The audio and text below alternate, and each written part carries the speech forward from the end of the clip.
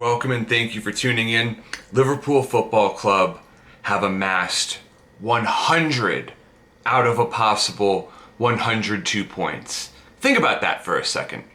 100 out of 102 points.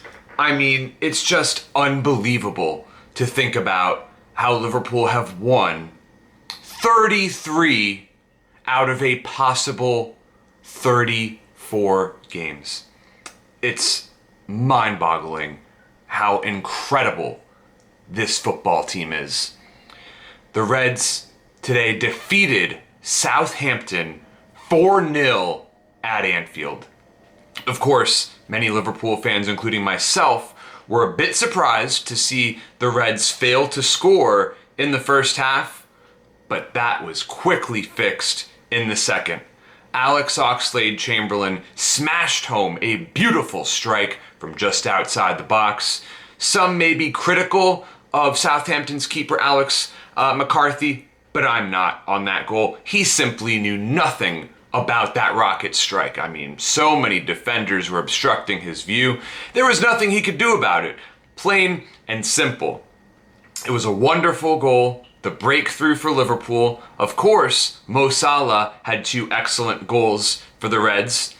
And it was very, very nice to see Naby Keita back in action. Same for Fabinho. These are players who will be critical for Liverpool moving forward. And they're going to take pressure off of the shoulders of Jordan Henderson. And Henderson, once again, scoring for the Reds.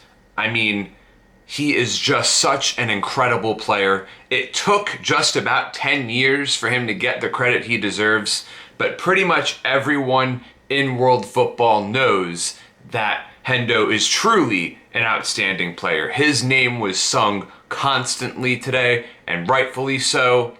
Jordan Henderson is truly a complete player now that he is putting goals in the back of the net for the Reds. That has always been a criticism of him in the past, but he's a Liverpool legend, and frankly, I don't think it's an exaggeration to say that at this point in the season, Jordan Henderson deserves to be PFA Player of the Year. He is certainly on course to be Liverpool's Player of the Season.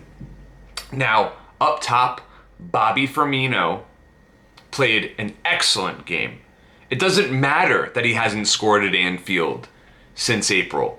He's the away day king and still sets up tons of goals. It's truly remarkable what an unselfish number 9 he is. It's why he's Liverpool's most irreplaceable player. Sadio Mane is out injured right now, and while he is the best player in the world, Klopp doesn't have to really tweak Liverpool's tactics. If Bobby's out of the lineup, then he must make more significant changes. But Alex Oxlade-Chamberlain can play up top in the 4-3-3. He can drop into midfield. Of course, Fabinho back in the lineup today meant that Klopp could go with a midfield 3 of Wijnaldum, Henderson, and Fabinho. And I think that is still Klopp's preferred midfield 3, but with Keita back fit, it'll be very interesting to see if he will take more of an increased role when it comes to the Champions League. But it's just so incredible to think about how the Reds are now 22 points clear. They're running away with the Premier League this season. Some may say that the rest of the competition is not up to snuff. No, it's just people who can't accept the fact that this Liverpool team might be the greatest team in the history of football.